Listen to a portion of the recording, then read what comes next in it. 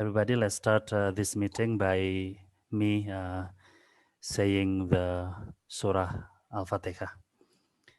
أعوذ بالله من الشيطان الرجيم بسم الله الرحمن الرحيم الحمد لله رب العالمين الرحمن الرحيم مالك يوم الدين إياك نعبد وإياك نستعين اهدنا الصراط المستقيم صراط الذين أنعمت عليهم غير المغضوب عليهم ولا الضالين آمين. Okay. For Yes, thank you very much yes. for Mr. Ahmad Darmanan for opening our. I think it's like the closing for our first basic nephrology class after we had since January. But inshallah, we will have another class for August ya. Jadi ini adalah mungkin kelas terakhir untuk yang basic nephrology 1 dari mulai bulan Januari kalau nggak salah ya. Jadi kita sudah hampir 6 bulan. Ini lebih dari sesuai perkiraan karena ada libur, pandemi dan lain sebagainya. Saya ada di Facebook Live sekarang dengan akun pribadi saya. Mudah-mudahan di Facebook Live bisa mendengar walaupun tidak menggunakan share karena saya agak gaptek, maaf ya. Jadi saya tidak bisa melakukan share screen, tapi mudah-mudahan terdengar karena saya menggunakan 3 device. Saya akan berusaha menggunakan 3 device di sini. Sebelum kegiatan ini saya ingin berdoa. Mudah-mudahan di sini juga bisa mendengar dalam bahasa Inggris. Karena kita sedang mengalami pandemi yang sangat berat, terutama di Indonesia dan di sebagian negara saat ini. Ya Allah, tonight we will have a class about Neo-Islam and the nafs intelligence with our Syekh Achmad from Albania. Please hear us tonight that we are dealing with a very tough pandemic at this moment, especially in Indonesia, and I believe in other places too. There are a lot of our families, friends, and neighbors who are sick. My sister, my daughter, my disciples, my good friends, and my neighbors also among them. And ours here who join our class tonight also facing the same problem as me and as us all in this classroom. Please guide us, all the 4 living masters in this class and in our hearts and in our nerves, that we can deal with this problem and we can face these challenges so that we may be blessed.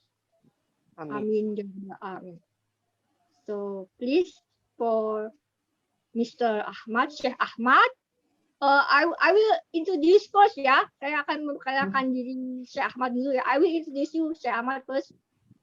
Jadi Syekh Achmad ini adalah seorang dokter yang masih muda, lebih muda beberapa tahun daripada saya.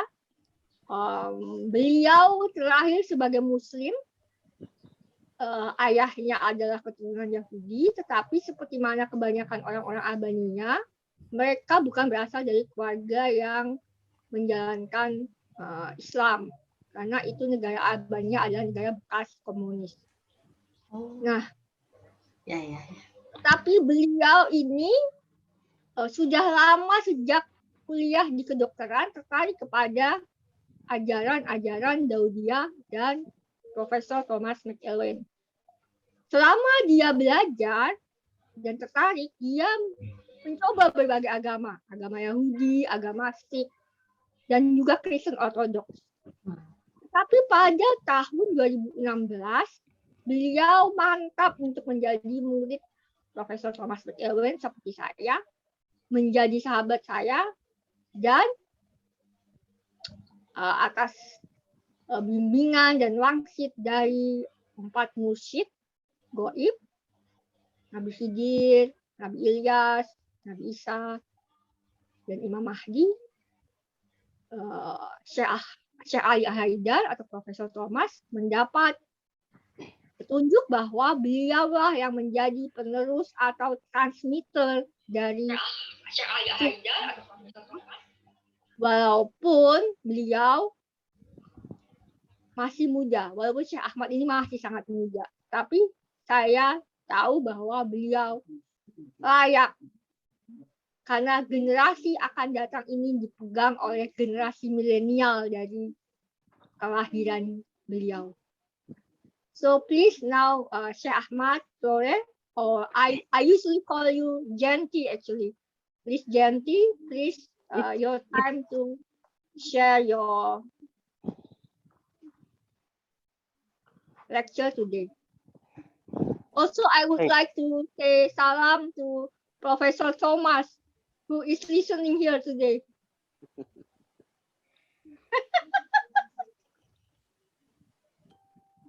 Professor is the joy of our hearts.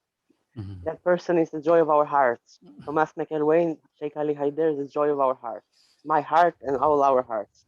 And our dear teacher, without whom we would not have found the right path. Alhamdulillah. So, thank you, Gayatri. I will to greet every one of you with the greetings of peace. Assalamu alaikum wa rahmatullahi wa barakatuhu. To all the audience. Waalaikumsalam.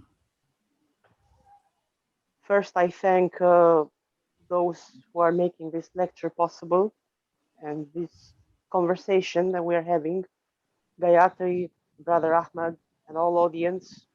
And I thank especially Professor Thomas for joining this lecture. This is actually my very first speech that I'm giving of this kind. So I hope the quality of the speech will be enough good for the people to be satisfied and to get the message. Basically, what I want to talk is not really a lecture, but a presentation which I want to share with everyone a few points of importance. And I want, instead of a question and answer session in the end, I would like people to participate openly with their opinions. So let's begin. Before we deal with the subject of the nafs intelligence and its relation with pseudo or neo-Islam, I would like to first ask two questions. Two important existential questions. The first question is, what makes us human? And the second question is, what defines our humanity? You may translate for the audience. I'll keep slow. What makes us human and what makes us humans and what defines our humanity? Oke. Jadi Syekh Ahmad memulai sharing beliau dengan dua pertanyaan eksistensial, yaitu apa yang menjadikan kita manusia dan apa yang mendefinisikan kemanusiaan kita. Jadi apa yang membuat kita jadi manusia dan apa yang mendefinisikan kemanusiaan kita. Oke. All right. In order to answer these two questions, the answer of these questions is found right in the beginning of the Bible in Genesis 2:7. So I'm quoting the Genesis 2:7. I'm reciting in Hebrew and then in English together with the commentary of the beloved and I. Genesis chapter 2 verse number 7 in Hebrew is, my Hebrew is not so good, so I would like correction maybe from Professor Thomas. Yes. Yeah, exactly. I'm sharing slide. the Perfect. Okay. This is the slide. ויצר אדוני אלוהים את האדם עפר מן האדמה ויפח באפיו נשמת חיים Vayhi ha'adam lenefesh hayyah. And the Lord God formed man of the dust of the ground and breathed into his nostrils the breath of life, and man became a living soul. This is from the King James Bible, this translation. The two important concepts here are Nishmat Hayim and Nefesh Hayah. One means breath of life, and the other means a living soul. Oke, You may translate. ya, Syekh Ahmad mengutip kitab Kejadian ayat 2 pasal 7, dan Tuhan menciptakan manusia dari debu ya, dari tanah, dan meniupkan kepadanya breath of life, nafas kehidupan, dan manusia menjadi jiwa yang hidup. Oke. Okay, next slide. All right. I'm quoting the same verse from the Beloved and I with its relevant commentary. So Genesis chapter 2, verse number 7. And Yahweh Elohim formed and bound the human Adam from earth's dust and breathed into his nostrils sound. He breathed Adam life's breath in trust to be a living soul in trust. A living being, nafs it's called in speech, heard round the hearth and gallows and by each. Lone dervish in his solitary dance, with death, the living dead, too wish to prance about the dust and breath, but you who form a man or woman merely from a storm, or of desert dirt and wind make miracles from less than nothingness.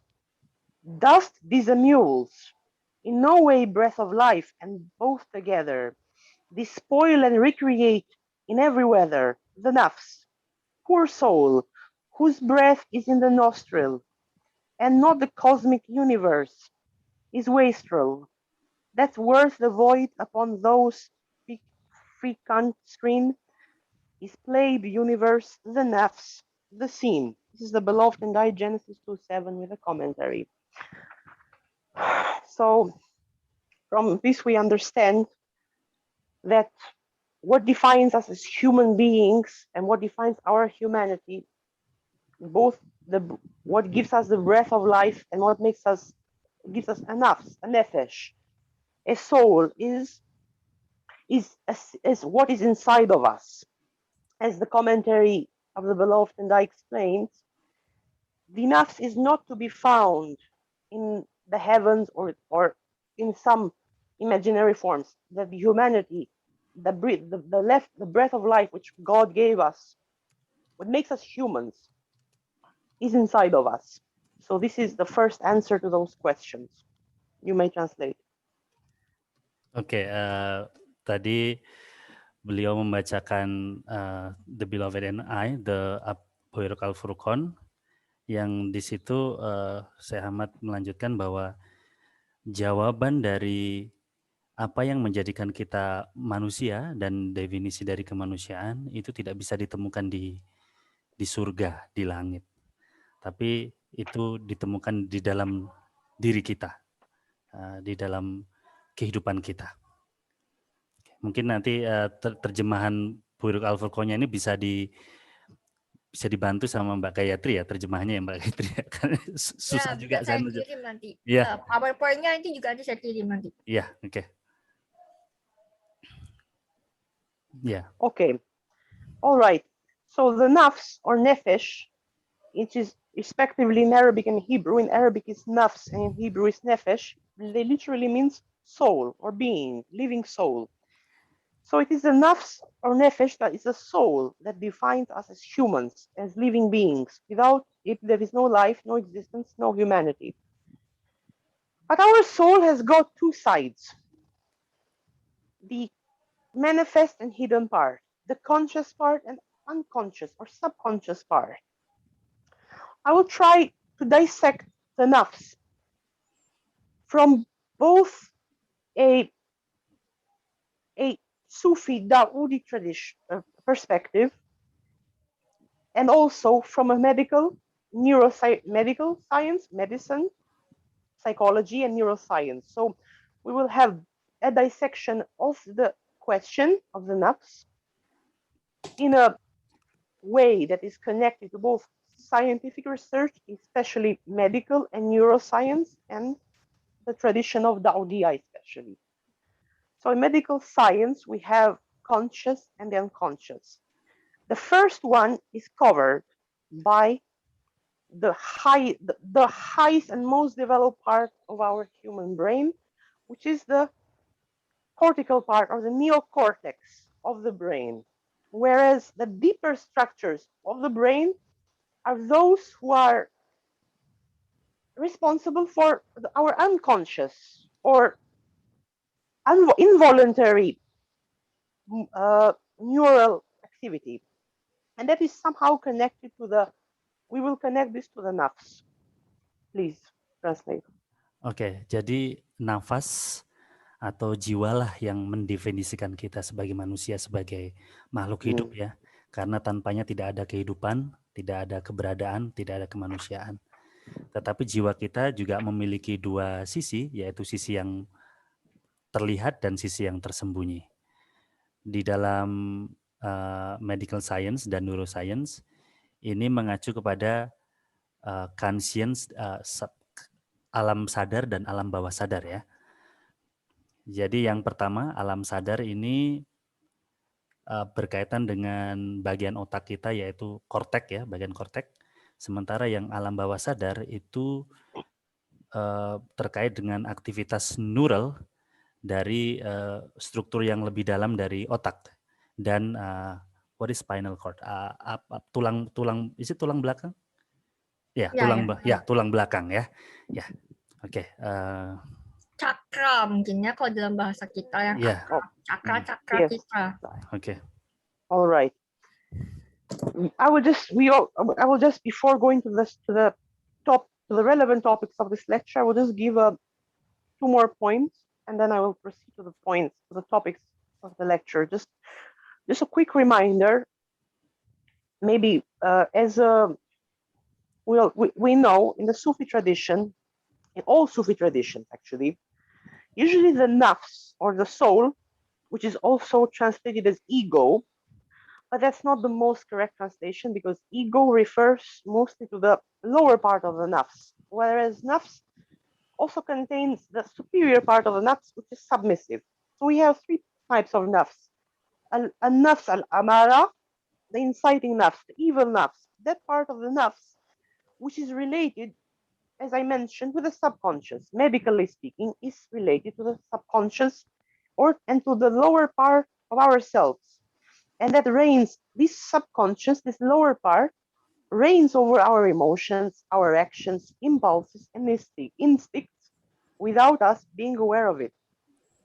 The second nafs is an intermediate form of nafs, which is al-nafs al-lu'amah, the self-accusing nafs. This part of the nafs corresponds to that stage where our conscious part, our consciousness, the conscious part of the brain, the neocortex that covers it, our awareness, it becomes aware of what goes around, what happens inside of us, in our subconscious.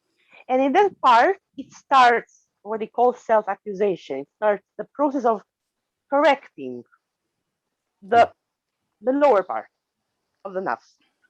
Oke, di sini Syekh Ahmad menyampaikan pengertian nafs dalam tradisi sufi ya.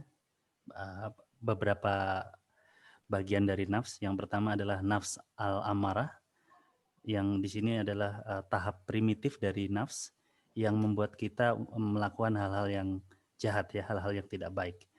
Ini adalah nafs yang sebagai representasi dari diri yang rendah ya, insting dasar.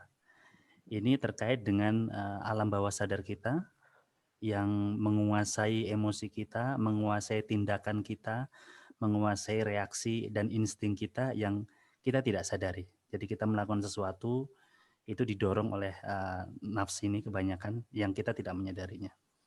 Yang lebih tinggi lagi dari an-nafs al-amarah adalah an-nafs al-lawamah, yaitu nafs yang mengoreksi diri sendiri ya. Nafs yang mengoreksi diri sendiri. Jadi bagian nafs ini terkait dengan tahapan dari alam bawah sadar kita, yaitu neokortek yang yang sadar akan sekitar kita, yang kesadaran akan hal-hal di sekitar kita ini kemudian membuat kita mengoreksi diri ya. Jadi tahap ini di mana kita sudah mulai mengoreksi diri, mulai bahkan menyalahkan diri kita ya, accusing ourselves. Yes. Thank you. And the third nafs, which is the goal, actually, this is none of the previous. Yes, this is the goal. The third kind of nafs in the Sufi tradition is what all Sufi tradition and all spiritual tradition and all Sufi orders are targeting at, and spiritually training all the people who are initiated in the spiritual orders and Sufi orders. This is a nafs al-mutma'ina, the nafs at peace, or the submissive nafs. Is when the nafs, this is basically, I'm not going much into details, because this is that part when the nafs has learned to submit to Allah, to God, to the will of God, and not just to its passions. This is the goal of all tariqat Sufism. But the way how to reach to this goal of having a nafs al-mutmaina, of reaching this stage after training and doing all the spiritual exercises as all dervishes do to reach this stage of ourselves, the approaches that there are in the world are different. You can continue. Oke. Jadi tahap ketiga ini tahap yang tertinggi, yang ideal, yaitu nafsu mutmainnah ya. Jadi nafs yang sudah damai, ini adalah tahap yang ideal bagi Muslims. Di level ini kita sudah yakin, kita sudah mencapai titik keyakinan tertinggi dan meninggalkan kebiasaan-kebiasaan buruk ya, hal-hal buruk. Jiwa menjadi tenang, menjadi damai. Di tahap ini para pengikut Sufisme biasanya melepaskan diri mereka dari semua keterikatan dunia ya, dan masalah-masalah duniawi, dan mereka akan puas dengan apa yang diberikan Tuhan kepada mereka. Dan tahap ini terkait dengan neokortek ya, dari otak kita itu terkait dengan neokortek, yaitu kesadaran kita, di mana kita menjadi tuan dari alam bawah sadar kita, yang adalah bagian dari yang lebih rendah atau lebih dalam. Jadi di tahap ini kita sudah bisa menguasai, sudah tahu bagaimana cara mengontrol emosi, mengontrol insting, ya, mengontrol tingkah laku kita. Oke.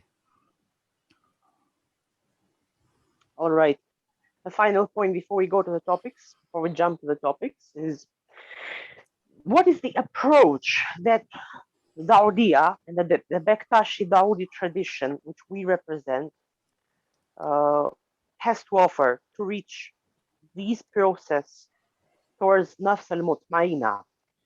The first thing is that unlike majority of the mainstream Sufi traditions that say that you have to fight your nafs, we do not say that. We say that in Daudiya we have the maxim, we have the principle, and one must embrace his nafs rather than fight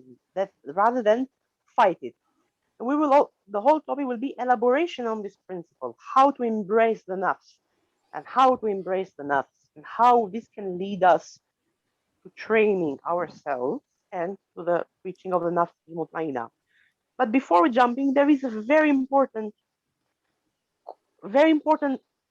saying of the main saint and teacher of the Dawoodi Bektashi Tariqat, the founder of Dawoodiya, Sayyid Haji Bektash Wali, may Allah sanctify his secret and may Allah be pleased with him, who says in his maqalat, in his most important work, he says the following: if the lovers are asked how they knew God the Almighty, they will answer, we knew God the Almighty from ourselves, and we knew ourselves from God Almighty. The proof of the truth of our word is that the excellent prophet, peace be upon him, says, whoever knows himself truly knows his Lord. So for us to know ourselves, we have to embrace the nafs, not to fight it. This is the only way to reach to the point of that our master Haji Baktash Wali, right, radiallahu anhu, is may Allah be pleased with him, teaches us. You may continue to translate. Oke, jadi berbeda dari pendekatan tradisi lainnya yang memerintahkan kita untuk memerangi nafsu, pendekatan Daudiyah adalah untuk merangkul nafsu itu. Jadi bukan memeranginya. Dan ini dikuatkan juga dengan penyampaian dari Syekh Haji Bektashi yang mengajarkan bahwa jika para pencipta Tuhan ditanya bagaimana mereka mengenal Tuhan, mereka akan menjawab, kita mengenal Tuhan dari diri kami sendiri, dengan cara mengenali diri kami sendiri. Dan kita mengenali diri kami sendiri dari Tuhan. Jadi kita mengenal diri kami sendiri dari Tuhan, kita mengenal Tuhan dengan cara mengenali diri kami sendiri. Kebenaran dari kata-kata ini adalah Nabi kita, ya, Sallallahu Alaihi Wasallam, bahwa siapapun yang mengenal dirinya, dia akan mengenal Tuhannya. So now let's jump to the topics of today. I will make 4 points. Not Sheikh Ali made, so Professor Thomas made 5 points in the 2 lectures before, and the previous lecture made 3 points. So I try to make 4 points in something in between. So I will. There are 4 points I want to discuss. This topic is vast, but I'm trying to keep it as shorter as concise as possible. The first point we're going to discuss is emotional intelligence, emotional brain, the subconscious, and an anatomy of the nafs. Second topic that we are going to discuss is the awareness of the nafs, how to identify our nafs, how to heal and improve ourselves in the light of both science and the Dawoodi tradition. The third topic is how Neo-Islam or Pseudo-Islam hijacked and corrupted the real understanding of our humanity, the nafs and emotions. And the fourth point is empathy, the driving force that makes us understand and help us to heal ourselves and others, as well as the world around us. You may continue. Ya, jadi yang akan disampaikan oleh Syekh Ahmad adalah tentang kecerdasan emosional, kemudian emotional brain, alam bawah sadar, dan anatomi dari nafs, ya. Kemudian kesadaran dari nafs, bagaimana mengidentifikasi nafs kita, dan bagaimana menyembuhkan dan meningkatkan kualitas diri yang dipandu baik oleh sains maupun tradisi Daudiyah. Yang ketiga, bagaimana Neo-Islam telah membajak, ya, dan mengkorupsi pemahaman kita yang sebenarnya tentang kemanusiaan, nafs, dan emosi. Kemudian yang keempat adalah empati, yang adalah merupakan bahan bakar yang membantu kita memahami dan membantu kita untuk menyembuhkan diri sendiri dan orang lain, ya, dan juga menyembuhkan dunia. All right, let's start with the first topic. That's emotional intelligence, emotional brain, subconscious, and anatomy of the nafs. First, we have to define what is emotional intelligence. There are many definitions to emotional intelligence. I try to find a unique one, which is mostly, which I attribute to the Professor Daniel Goleman, who has been at the forefront of the studies related to emotional intelligence, and I am very thankful to his studies for this presentation as well. So I'm quoting from his book what I found. There is a saying of Aristotle: anyone can become angry, that is easy. But to be angry with the right person, to the right degree, at the right time, for the right purpose, and in the right way, that is not easy. Okay. Now, this is this contains the truth of both emotional intelligence and also nafs intelligence, because you don't suppress your anger, but you don't also let your anger or your nafs to control you. You rather control it, and then you use your brain. That's what is called emotional or nafs intelligence, because you use the conscious part of the brain to control, to channelize, and to use the emotions that arise from the nafs, from the subconscious, which is natural for all human beings, in the right way. This is, in a really approximate way, a definition of emotional intelligence. Yes, Oke. please. Yang pertama adalah kecerdasan emosional. Jadi definisi dari kecerdasan emosional adalah sebagaimana yang disampaikan oleh Aristoteles, siapa saja bisa marah, itu mudah ya. Tetapi marah kepada orang yang tepat dengan ya seberapa marah kita, dengan tingkatan marah yang tepat dan di waktu yang tepat dan untuk tujuan yang benar dan dengan cara yang benar, itu yang tidak mudah. Jadi kecerdasan emosional adalah tidak dikontrol oleh amarah, tidak merepress amarah, dalam artian tidak menekan amarah itu sehingga menjadi penyakit, tetapi tidak juga membiarkan amarah itu mengontrol diri kita sehingga kita dikuasai oleh amarah. Itu adalah anatomi nafs yang pertama ya. All right. Now we will go to a medical. We will go now to a medical analysis and the neuroscientific analysis of our brain, emotion, especially the emotional brain and our nafs. So there is a saying here that is from this is from a novel for children by Antoine de Saint-Exupéry. I don't know how, because my French is not so good. So it's The Little Prince. It's a novel from him, from this great author for children in French literature. He says, "It is with the heart that one sees rightly. What is essential is invisible to the eye." Please translate.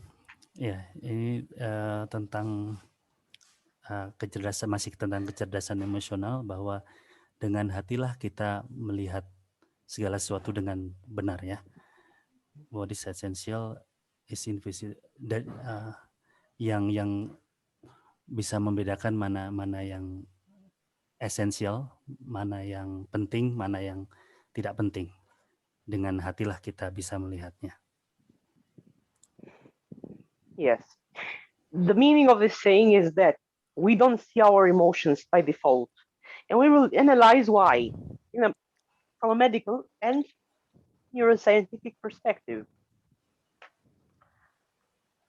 We have to understand that all emotions are in essence impulses to act, the instant plans for handling life that evolution has instilled in us. Now, the very word emotion is coming from the Latin word motere.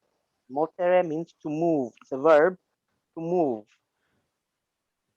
The plus the prefix e, it means emotere. That means to connote, like to move away, suggesting that the tendency to act is implicit in every emotion. That means emotions come with actions. That is very important, and we will tell why. That emotions lead to actions is most obvious in what this is in experimental cases. We have seen this by watching animals or children, but it's only in the adults or the civilized adults of the human beings we so often find a great anomaly in the we so often find a great anomaly emotions. That means that in us the adults, the often we are not aware of our emotions, and we are somehow we have divorced, we have separated our awareness, our consciousness from our emotional world. Oke, jadi masih tentang kecerdasan emosional dan alam bawah sadar. Emosi pada dasarnya adalah dorongan untuk bertindak. yaitu sesuatu yang instan ya, yang instan yang membuat kita bertindak, yang itu sudah ditanamkan melalui proses evolusi yang panjang ya. Akar kata dari emosi itu sendiri adalah motere, yang bahasa Latin yang artinya bergerak, ya ditambah prefix yang artinya ya bergerak ya, yang ini mengindikasikan bahwa tindakan kita merupakan berasal dari emosi. Jadi emosi mendorong kita bertindak. Kita menjumpai bahwa hampir semua manusia, kebanyakan manusia itu tindakannya didasarkan pada emosi. Kita bisa melihatnya pada binatang dan anak-anak kecil ya. Hanya pada manusia dewasa saja yang sudah civilized, yang sudah beradab, kita bisa melihat kebalikan dari kasus ini, bahwa tidak selalu emosi akan mendorong seseorang untuk bertindak ya. Kemampuan pada diri orang dewasa atau yang sudah civilized ini adalah memutus mata rantai antara emosi dan tindakan, sehingga tindakannya tidak selalu didasarkan pada emosi yang instan itu, yang masih primitif itu. All right. When we refer to the mind, we mostly understand by mind the rational and logical part of our mind. But there are actually two parts of the mind, or you can say two different minds. One is the rational mind. The rational mind is the mode of comprehension or understanding we are typically conscious of, more prominent to awareness, thoughtful, able to ponder and reflect. But alongside that, there is another system of knowing, the impulsive and powerful, if sometimes, actually most of the time, from my experience, the emotional mind, which is most of the time actually irrational and actually can control us and can become even stronger than the rational mind. This is where the problem lies, in the lower part of the nafs. Yes. Jadi ada dua mind di dalam diri kita ya. Jadi ada dua cara dalam memahami keadaan mental kita. Yang pertama adalah rational mind rasional kita yang membuat kita menjadi sadar, menjadi bisa merenungkan sesuatu ya, bisa memahami sesuatu ya. Tapi di samping itu kita juga memiliki cara yang lain dalam memahami ya, yang cara ini lebih tidak logis ya, tidak logis. Yang ini disebut emotional mind yang emotional. Jadi ada rational mind, ada emotional mind. All right. When we talk about the development of the brain, like which part of the brain develops, like when you have a baby, or which part of the brain develops first? The part of the brain that develops first when the baby is in the womb of the mother is always the most primitive part of the brain, is not the brain neocortex, is rather the deeper structures of the brain that are the brainstem, the spinal cord.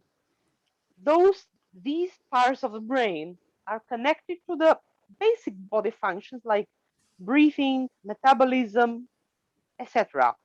This is this part of the brain which I relate to the subconscious and by default to the lower part of the nafs or nafs al-amara. This is most of the functions of this part of the brain, like all the deeper structures of the brain, they are pre-programmed and not controlled voluntarily. They are involuntary. So it is this part of the brain that corresponds to the subconscious of nafs al-amara. This is what the main point I want to make is, please. Oke. Jadi Syekh Ahmad berbagi tentang bagaimana otak kita berkembang. Jadi bagian paling primitif dari otak yang juga dimiliki oleh spesies-spesies lain adalah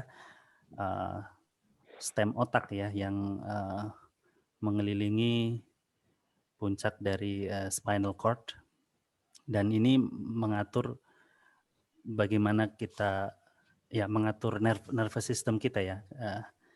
Jadi sistem pernapasan dan metabolisme tubuh kita itu diatur oleh bagian otak ini. Jadi bagian otak ini bisa dikatakan bukan bagian otak yang bisa berpikir ya, bisa merenungkan sesuatu, tapi ini merupakan bagian otak yang dirancang untuk mengatur mekanisme tubuh dan kehidupan kita secara tidak kita sadari. Misalnya kita bernafas, kita tidur pun kan juga bernafas ya, itu tidak kita sadari. Dan itu untuk memastikan kita bisa survive ya, itu kaitannya dengan survival. Jadi supaya kita bisa bertahan hidup, dan itu hasil dari evolusi panjang kita. Dan bagian otak inilah yang terkait dengan bagian nafs yang pertama, yaitu nafs al-amarah ya, yang membuat kita menjadi reaktif ya ketika menghadapi sesuatu. All right. When we talk about the neocortex of the brain, which is the most developed part of the brain in the human species or the Homo sapiens, the neocortex is larger than other species. And if we see the neocortex comprises or takes a lot of space and is full of wrinkles, because the human brain has been given an advantage that it can make fine judgments, it can make fine decisions, plans, strategies, and mental and very advanced mental work. And this is a part of the brain that develops later in the fetal or when the baby is in the womb of the mother. This part of the brain develops later in the gestational or when the baby is in the mother's womb. This is the part of the brain that is related to conscious thinking. And it is from here that where the self-accusatory or nafs al-du'ama and the nafs al-mutmain take place. It is here that we perceive and start working with the lower part of our nafs and our emotions. Please. Oke. Yang kedua, beliau bicara tentang neokorteks yang ini hanya dimiliki manusia, atau manusia bagian otak neokorteks dari manusia ini paling besar ya dibandingkan spesies-spesies lainnya ya. Bahkan ada yang tidak memiliki neokorteks sama sekali, seperti reptil tidak memiliki neokorteks ya. Neokorteks ini kalau dalam bayi dia berkembangnya belakangan. Ya. Bahkan di orang dewasa pun masih berkembangnya belakangan. Di neokorteks inilah tempat bertahtanya perenungan, kontemplasi yang membuat kita bisa memutuskan hal-hal yang baik, memberikan penilaian yang benar, melihat dengan cara yang benar. Ini adalah bagian neokorteks ini. Dan dimulai dari bagian neokorteks inilah manusia bisa memulai untuk mengatasi desakan-desakan dari bagian otak sebelumnya yang adalah nafsu al-amarah. Ini disebut yang nafsu yang membuat kita mau mengoreksi diri ya, dan mulai mau mengoreksi diri. Jadi ini bagian otaknya namanya neokorteks. Tidak hanya nafsu yang itu tadi ya, nafsu yang terakhir juga nafsu damai. Ya, nafsu al-mutmainah ya. Oke. All right. Okay, please. You want to explain this picture? Yes. Okay, yes. I will. We have. This is a very interesting depiction of how the brain works, the correlation between the subconscious and the conscious, and that the medical science and neuroscience can help us understand our nafs. So we don't only have now the Sufi tradition and the Dawoodi tradition that helps us. Now we have both science and the Dawoodi tradition. And I'm going to explain this picture and how this correlates to why it's called anatomy of the nafs. Basically, the person is seeing a snake. Is the picture? Yes. Okay, the picture. Okay. Yes, okay. So the person is seeing a snake. Basically, he's seeing a snake. The message from the eyes goes to there's a center in the middle of the brain called the thalamus. That the thalamus receives information from the eyes that the person has seen a snake. Now, seeing a snake definitely is a danger. Now, how the human brain operates. Now, there are two main circuits, two main neural circuits, or two neural pathways, nervous pathways. One is going to the visual cortex. As you see from the picture, the visual cortex is that part of the neocortex of the brain that actively uh, processes the information that it receives from the eyes, and it produces a voluntary action and a voluntary behavior and reaction. But there is also a shortcut that we see from these arrows that are interrupted arrows. This is a shortcut. This is a shortcut that brings this information to a center called amygdala. Now, this amygdala, medical studies have shown that this amygdala is actually the most important component of what we call emotional brain. And when the amygdala does not produce a voluntary and conscious response, rather it's an instinctive response, impulsive response. And the amygdala, unlike the cortex of the brain, which takes time to process information, and the person is aware, this is involuntary. This is kind of habit, and this is called a primitive circle in evolution. So what the person does, he sees a snake, and immediately the body, the amygdala, before the cortex of the brain produces a signal, the amygdala is given its response, which can be a person is frightened. And then what happens? The heart starts to pump out of fear. The heart starts increasing the work. The muscles, the large muscles of the body prepare for action. Oh, how this is correlated to the nafs? Very simple example. You see or you hear something that makes us angry, because I think anger is the most destructive part of the emotional brain and the nafs. You see something that makes you angry. When you are habituated to be angry, this shortcut that leads to the amygdala will take priority over the neural pathway that leads to the brain. So instead of us processing an information or something that happens that makes us angry, instead of going to the brain and analyzing this anger inciting impulse, we just become angry. This is how you can explain simply the anatomy of the brain and how the nafs works to some extent. And this can help a lot in how we deal with the anger and all issues that comes from the nafs. Please continue. Oke, jadi bagaimana anatomi nafsu ini bekerja bisa dilihat dari gambar ini. Ketika kita melihat seekor ular misalnya, maka ada dua kemungkinan. Kemungkinan yang pertama, ular jelas mengindikasikan bahaya karena kita pernah melihat ular sebelumnya. Kalau penglihatan kita atau proses itu diteruskan ke visual cortex, di mana adalah bagian otak yang baru, maka respon kita akan menjadi respon yang sadar. Kita bisa memutuskan apa yang seharusnya kita lakukan dengan cara yang sadar. Tetapi kebanyakan itu tidak sampai ke visual cortex, tapi ke amigdala, di mana merupakan bagian otak primitif kita yang berkembang lebih dulu.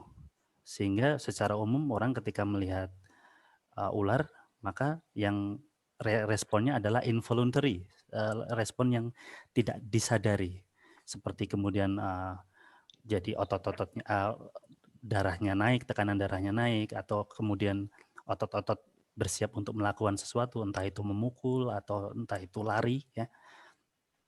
Begitu juga ketika kita mendengarkan sesuatu yang membuat kita marah, ya. Ini sesuatu, kemarahan adalah sesuatu yang sangat sering muncul dalam diri kita. Ketika kita mendengar sesuatu yang membuat kita marah, maka respon pertama biasanya manusia kebanyakan kita tidak sampai merenungkan apakah ini layak untuk kita pikirkan atau layak kita untuk mendapatkan respon kita. Tidak, biasanya kita langsung menjadi marah. Kita melakukan sesuatu tanpa kita sadari sebelumnya. Sehingga dengan memahami anatomi dari nafsu ini, kita bisa menilai diri kita selama ini kita beroperasi dari mana. Kebanyakan kita beroperasi dari amigdala ini, di mana kita beroperasi dari emotional brain, otak yang emosional itu, sehingga banyak dari tindakan kita yang tidak dilakukan berdasarkan kesadaran dan perenungan yang lebih jauh. Apakah perlu atau tidak perlu. Oke, seperti itu. Yes. Now let's move to part number 2. From now I will keep short because I took a bit time because it was medical science and I want to explain to people a bit slowly the scientific part. So now I will discuss about part 2, which is in the beginning of part 2, I will just start. What is our reality as human beings? The reality of the nafs, without trying to add something more. And this is clearly stated in the Quran. The Quran in Surah Nisa, chapter 4, verse 28, it is saying, Allah intends to make things easy on you, and man has been created weak. Weakness, we are weak. By default, as humans, we are weak. We can never achieve nafs al-mutmaina or the highest stages without understanding constantly this basic reality that we are weak and our lower nafs is weak. This is a reality we have to accept. Please. Oke, jadi bagian yang kedua ini adalah tentang kesadaran tentang nafs, ya. Bagaimana mengidentifikasi nafs kita dan bagaimana menyembuhkan diri dan meningkatkan kualitas diri kita dengan panduan sains dan tradisi Daudiyah ini. Karena realitasnya manusia itu sebagaimana disampaikan dalam Quran surat An-Nisa ayat 28 bahwa Allah ingin menjadikan mudah, segalanya mudah untuk manusia, untuk kamu, ya. Dan manusia diciptakan lemah. Lemah di sini artinya dengan menyadari bahwa kita lemah, maka kita punya kesadaran untuk improve, meningkatkan diri kita dengan panduan sains, ilmu pengetahuan dan tradisi Daudiyah ini. Yes. Okay. All right. To supplement the meaning of this ayat, of this verse, Surah Nisa, verse 24, I've quoted the commentary of Surah Nisa, verses 26 to 33, only the commentary of this part of the Beloved and I. The commentary of Surah Nisa 26:33, verses 26-33 is saying as follows: Beloved, I love you that the burden you would place upon the weak shoulders of the crew of humankind you have lightened like a feather. So greater praise in every sort of weather might rise to you instead of dread and rue. Your law is for the happiness of men and for the joy of women in their den, and that the children might have time to grow in loveliness instead of being slow.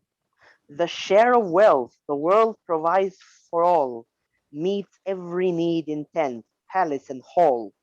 The burdens not too great for us to bear, who walk the paths of desert and the fair, green lanes of forest and the city air. These verses usually make me but just by reading them, it makes me very emotional. So Allah God has created the way to reach the path of attaining control and embracing our nafs. Allah knows that we are weak. He created us such. And Allah does not want to make this difficult for us. Therefore, the path to attain is not very hard. It is difficult, but Allah still made it easy for us. And we will discuss how Neo-Islam makes it very difficult, actually impossible. So what I'm discussing is the real Islamic perspective and the real Dawoodi perspective on how we must deal with the nafs. And this is the reality. Allah has made it easy for us. It is possible for us. It is easy for us. It is not very hard. It may be a bit hard in the beginning, but it is not hard, even though we're weak. We can still, with a little effort, and as the beloved and I saying, so greater praise in every sort of weather might rise to you instead of dread and rule. We rely on Allah. We rely on God for, even for our weakness and for our improvement, rather than relying on ourselves. This is the meaning. We have to understand we are weak, and we have to understand that our God, when we make an effort, He is with us. This is the beautiful thing of, and this is true for everyone, for women, for children, for every age. And the beloved and I makes this very clear. Please. Oke, jadi ini dari The Buyruk Al-Furqan yang merupakan tafsir dari surah An-Nisa ayat 26 sampai 33, bahwa ya mungkin saya akan paraphrase saja, bahwa walaupun kita diciptakan lemah, tapi segalanya dibikin mudah untuk kita. Ya, kita memang di awal sulit untuk, kita cenderung menjadi korban hawa nafsu kita, menjadi korban kemarahan kita, menjadi korban dari insting-insting rendahan kita. Tapi untuk melampaui itu memungkinkan. Karena walaupun kita lemah, segalanya dimudahkan oleh Allah. Dan kemudahan-kemudahan itu ya melalui tuntunannya itu. Kita dituntun bagaimana kita melampaui kesadaran-kesadaran rendah itu untuk tidak dikuasai kesadaran rendah, tapi menjadi penguasa kesadaran rendah tersebut. Yes. All right. So now we're going back to some psychological perspective of the how to realize, how to achieve what the Audia calls embracing your nafs, and how exactly we should embrace the nafs, and how exactly we can attain nafs al-mutmainah, and how can we attain a better character, how can we train our nafs, how psychology, medicine, and Audia, these three weapons, these three tools that God has given us, can help. The first step to realize of all emotional intelligence and the nafs intelligence and is not to fight the nafs. This is when you say fight the nafs, you lost the battle. You have lost the battle. We will say why. The first is important. That is very important, and for me is the most critical step of actually improving the nafs. Is the self-awareness. Now, it might seem at first glance that our feelings are obvious. More thoughtful reflection reminds us of times we have been all too oblivious to what we really felt about something, or walked to these feelings late in the game. There is a term in psychology that is called metacognition. That is actually, in simple language, awareness. This is very important. Awareness of the thought process, awareness of one's own emotions. I will not speak too much about this. The self-awareness is in a sense of ongoing attention of one's internal state. In this self-reflexive awareness, mind observes and investigates experience itself, including the emotions. This is the first step and the most critical step. Without this step, there is no success, neither in Daudia, neither in the medical perspective of how, let's say, an angry person can learn to channelize his anger, how a sad person can learn to deal with his sadness, how an anxious person who suffers from chronic anxiety can deal with this, and how an arrogant person can deal with it, and how in general we can deal with life's problems, because life is full of tests and hardships which require patience from us. Yes, please. Jadi tahap awal dari bagaimana mengatasi nafs ya, atau merangkul nafs adalah dengan kesadaran diri. Jadi menyadari emosi kita. Jadi kebiasaan kita tidak menyadari emosi kita. Kita marah saja, kita takut saja, kita sedih saja. Sehingga kita biasanya kita terbawa dan kita tidak pernah merenungkan apa yang kita rasakan. Jadi para psikolog menggunakan istilah metacognition, yaitu menyadari proses berpikir. Jadi kok apa yang membuat saya marah, apa yang membuat saya sedih, itu kemudian kita berusaha merenungkannya, dan kemudian ada meta mood. Jadi sadar akan emosi yang muncul. Kita tidak berusaha melawannya, tapi menyadari, oh saya sedang marah, oh saya sedih, oh saya takut, dan sebagainya. Jadi yang mungkin istilah yang lebih tepat adalah self awareness ya, kesadaran diri atau mawas diri. Ya, artinya sebuah tindakan merenung yang terus-menerus atau perhatian yang terus-menerus terhadap apa yang terjadi di dalam diri kita, di dalam pikiran kita. Ya. Bahasa Jawanya eling lan waspodo. Ya, eling lan waspodo itu tahap pertama, itu mawas diri atau eling lan waspodo. Yes. All right. We will discuss what are the basic patterns, the basic kind, the three most important types of response, how people deal with their emotions. This is the common people, all of us. All of us normal people, how we usually deal with the emotions. We have three kinds of people. The self-aware person. The self-aware person is a person who has attained an understanding of his emotions. He has clarity about it. But he's also like, he can get angry. When he gets angry, he's aware of his anger. When he's sad, he's aware of his sadness. Yes, he can get angry, but he has attained of awareness of in his mind and his brain. He has attained awareness of anger and all the emotions that come, and he has attained the skill, the ability to not let the anger control him. So both he's aware and also knows how to deal with it in a healthy and normal manner. The second type of people are the engulfed people.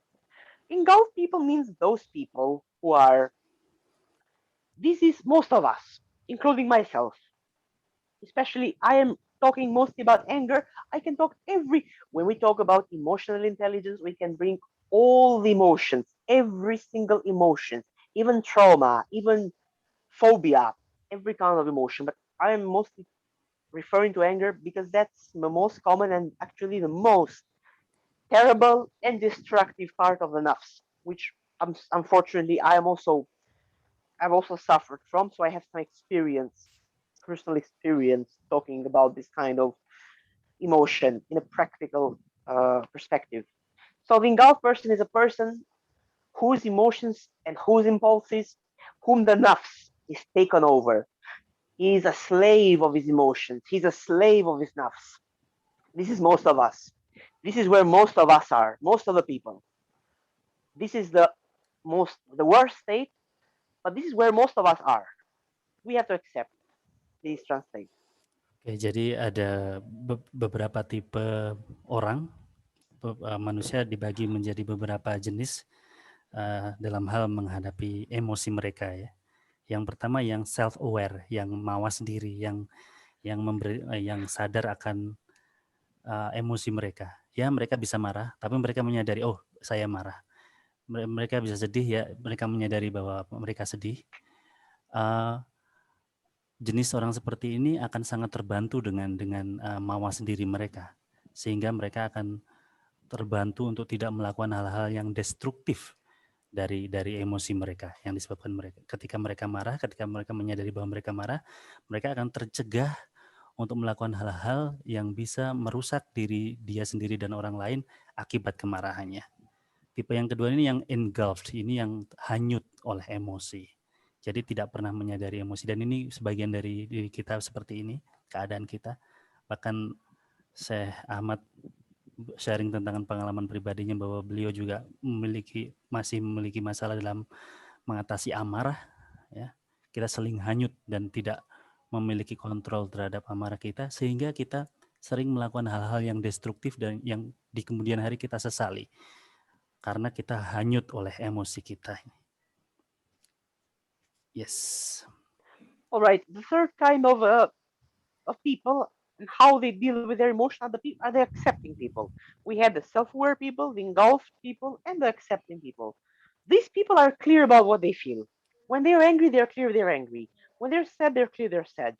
But there are two branches of the two kinds of people, how they accept their emotions. First, those who are usually in good moods, so they have little motivation to change. So those who feel happy all the time, they have nothing to worry about. And the second type, which is the most problematic, unfortunately, is the people who have clarity in their moods, but they have bad moods. But they just let their moods and their emotions, they just let them go. And this is usually found, this, for example, is found in depressed people, people who have depression, which is very common. We have to deal with this. Depression is a very big problem we have to deal with. So depressive people are taken over by depression, but they're not doing something to deal with it. They're aware of their depression, but they're not doing something about it. Please. Oke, jadi kalau yang pertama tadi self-aware, memahami apa yang terjadi, sadar akan yang emosi yang terjadi dalam diri. Yang kedua yang hanyut, yang ketiga ini yang menerima. Jadi dia menerima emosi, gejolak emosi yang ada di dalam diri.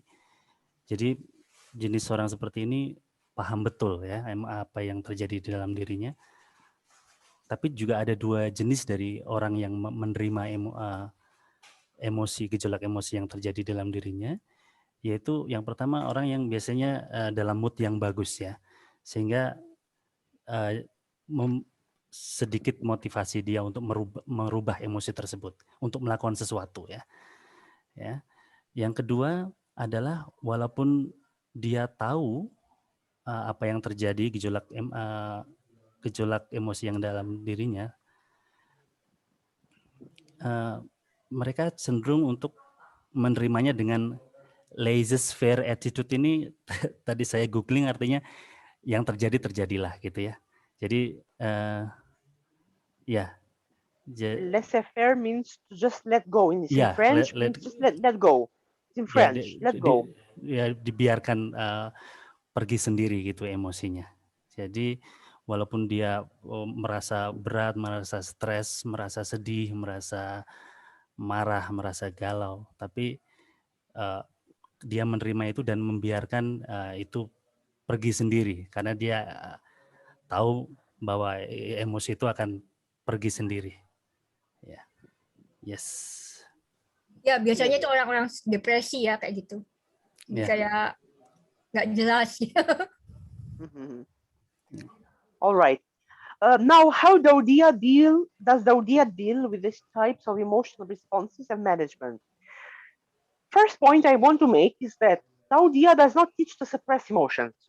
If you hear a Sufi or a Muslim telling you you have to suppress it, and we will discuss about this in the third part, this is Neo-Islam.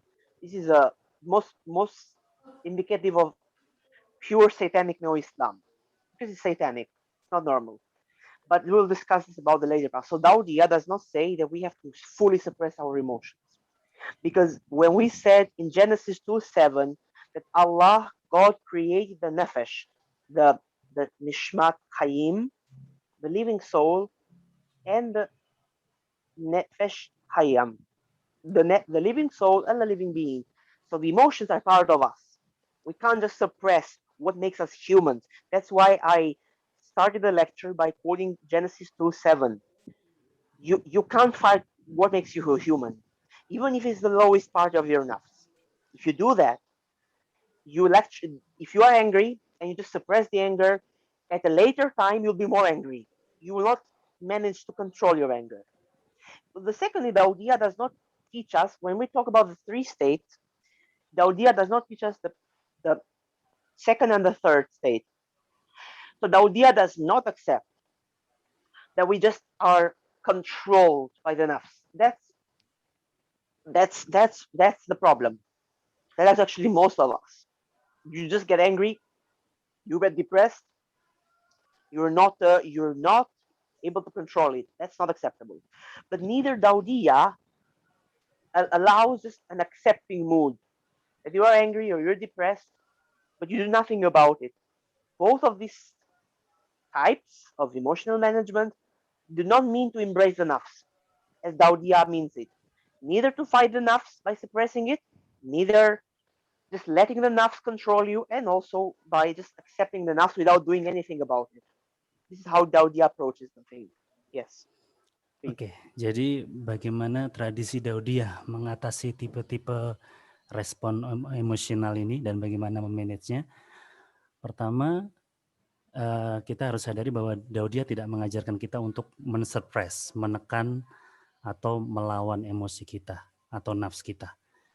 Jadi menekan emosi atau nafs itu tidak akan membawa kita kemanapun. Karena kita tidak bisa melawan yang membuat kita menjadi manusia, walaupun itu adalah bagian yang paling rendah, ya, nafs kita, amarah itu. Kita tidak bisa menekannya. Kalau kita marah dan kita menekannya, maka kita akan menjadi lebih marah di kemudian hari. Yang kedua, Daudiyah juga tidak mengajarkan kepada kita untuk sekedar menerima, yang tipe ketiga tadi, nerimo aja terhadap emosi kita dan kemudian tidak melakukan apapun. Juga tidak mengajarkan kita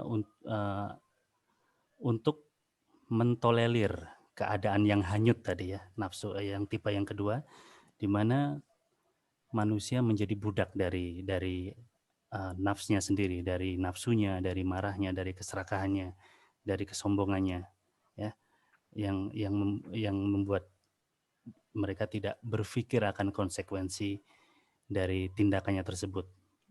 Ya, oke.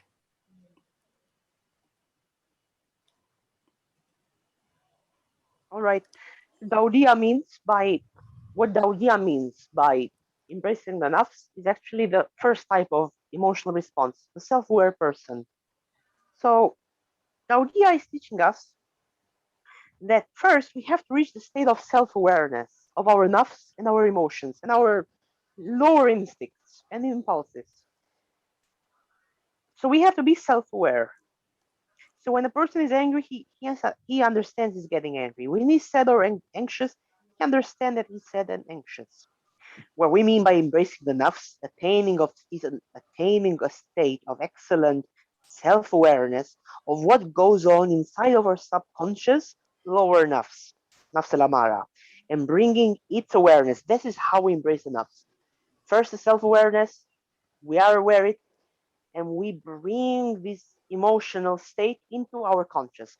When we remember the picture which I showed, is that we work hard to avoid that amygdala pathway and to bring that emotion to the cortex so we can consciously work on it. Now, working on it is not an easy thing. It takes time, of course, but this is the principle. You are aware of your emotions, and you now bring your emotions to your neocortex of the brain, to the conscious, to the awareness, and you start dealing with it. How we will deal with it, we will tell in the next slide, please. Oke, jadi yang tradisi Daudiyah maksud dengan merangkul nafs tidak tidak mengacu kepada kasus-kasus yang disebutkan sebelumnya. Yang dimaksud adalah bahwa kita self awareness ya. Jadi kita menyadari bahwa ketika kita mulai marah, kita sadar bahwa kita marah. Ketika kita sedih, kita tahu bahwa kita sedih. Dan ini yang dimaksud dengan merangkul nafs ya. Jadi memahami dengan pemahaman yang jernih apa yang tengah terjadi di dalam diri kita, di dalam pikiran kita, dan membawa apa yang terjadi di dalam diri kita itu kepada cahaya kesadaran, yaitu bagian dari neokortek ya. Karena kemarahan, kesedihan itu adalah bagian dari amigdala, bagian otak yang adalah lebih awal berkembangnya dalam evolusi kita. Kita harus dengan sadar membawanya ke bagian yang berkembang lebih baru, yaitu neokortek dari otak kita. Yes. Well, there is a lot of information here. The second step, how we deal with the nafs, is after we are self-aware, we reach self-awareness.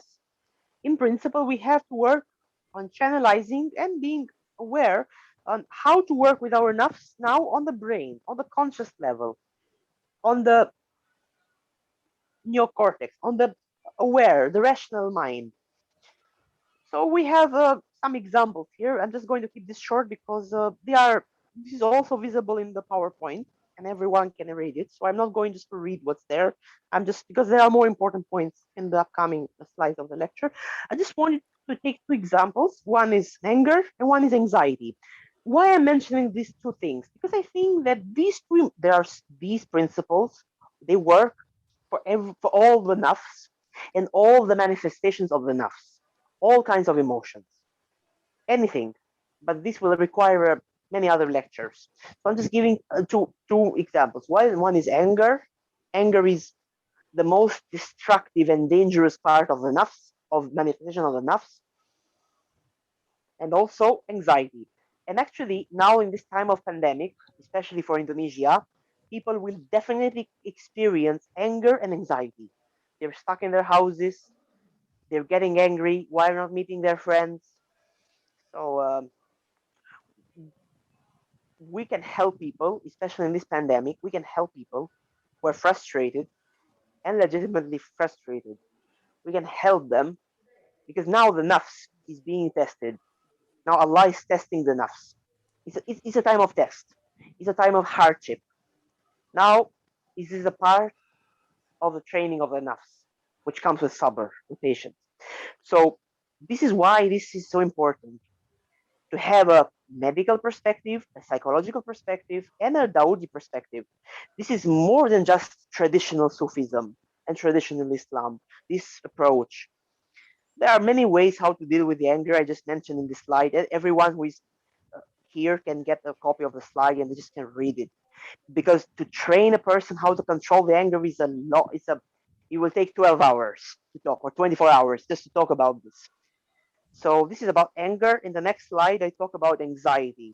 I'm not talking much about anger, but I will talk more about anxiety in the next slide, which is more relevant to our conditions. Please translate. Ya, tahap kedua adalah bagaimana men-channelize ya, atau menyalurkan emosi kita dengan cara yang alami dan sehat ya. Di sini Syekh Ahmad menampilkan dua contoh emosi yang bagaimana dua contoh emosi ini sering sekali menyebabkan kita melakukan hal-hal yang destruktif, baik kepada diri kita sendiri maupun kepada orang-orang di sekeliling kita. Yang pertama adalah amarah ya. Dan di sini beliau contohkan kalau kita sudah sampai pada tahap di mana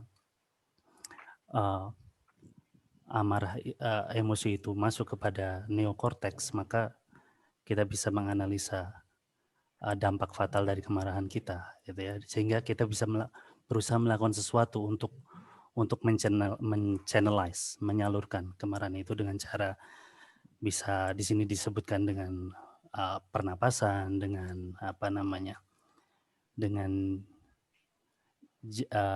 dengan jalan-jalan dan sebagainya. Ini mungkin tidak kita semua di saat pandemi ini mengalami itu semua ya, kebanyakan kemarahan dan anxiety, kegelisahan. Dan beliau lebih ingin menekankan di yang kedua, yaitu tentang anxiety, tentang kegelisahan.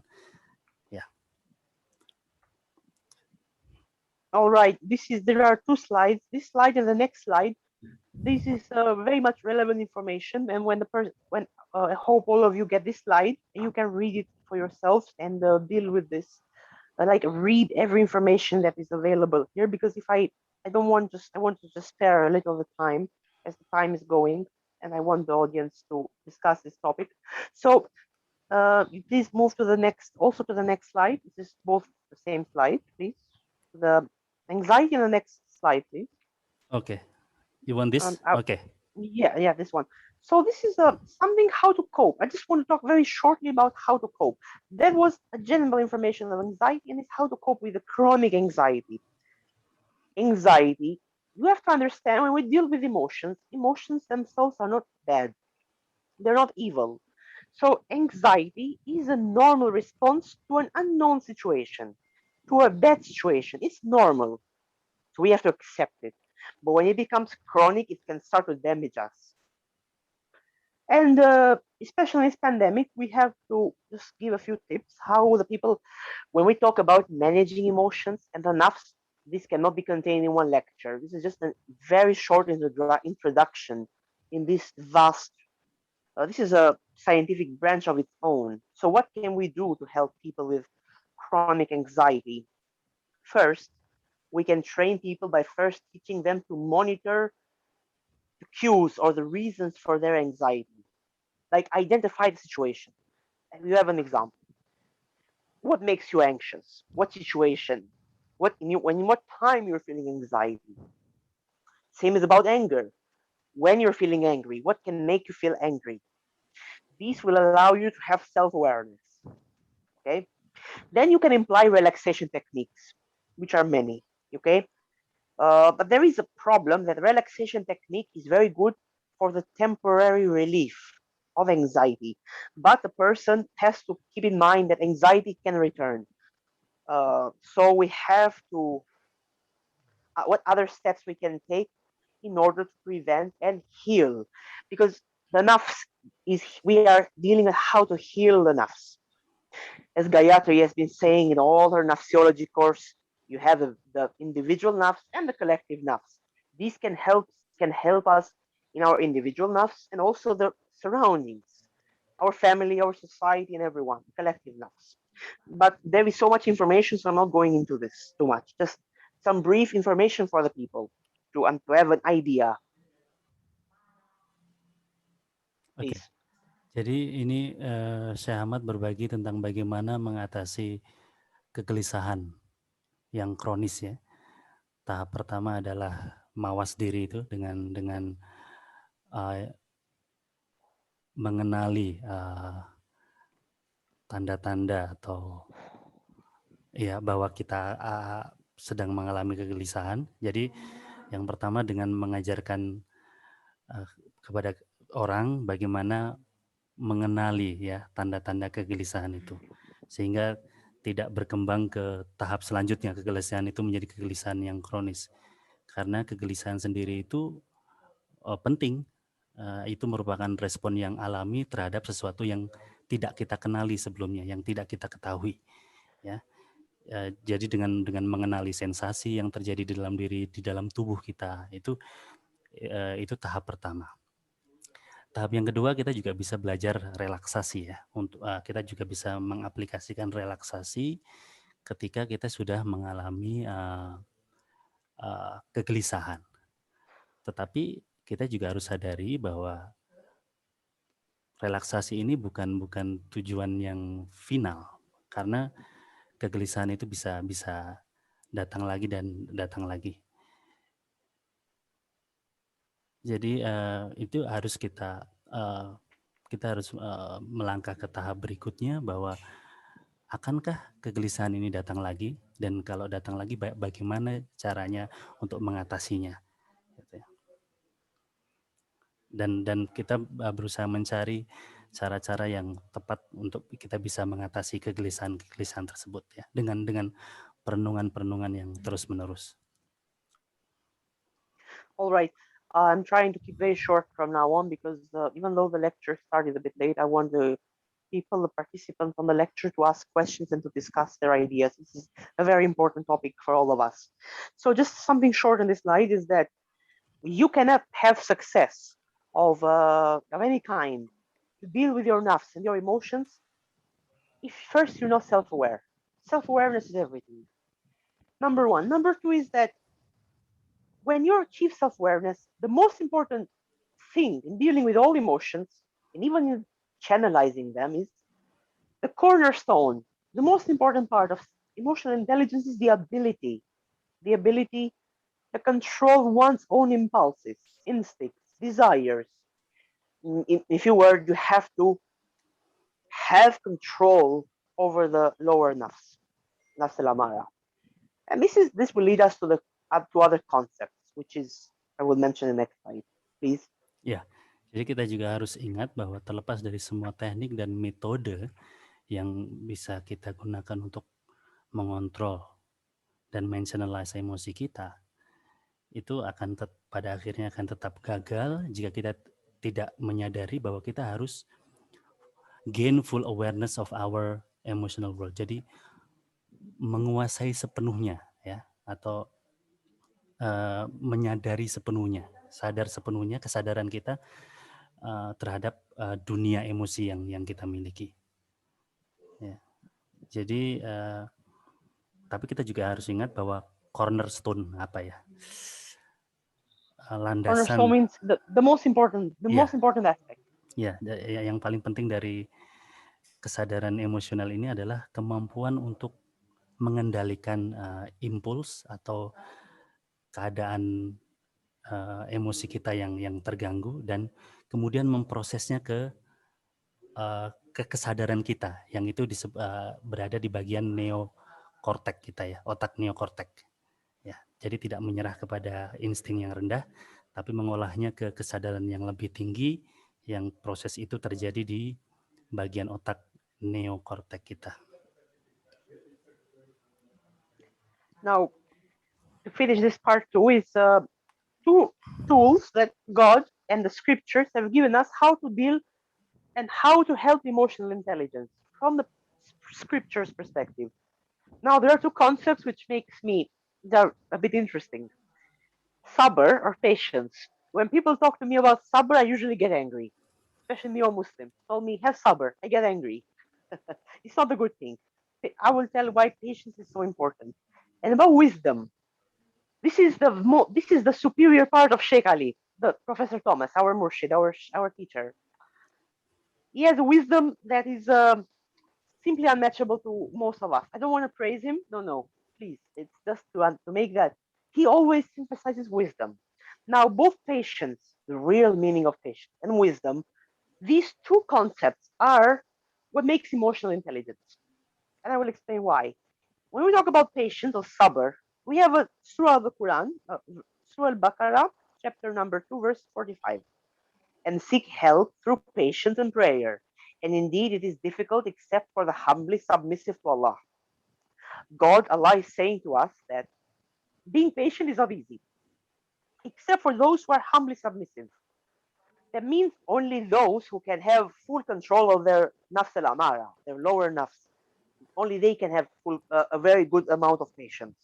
And patience is important in emotional intelligence because when you are angry and you're trying to be self-aware, it's the patience, the sabr.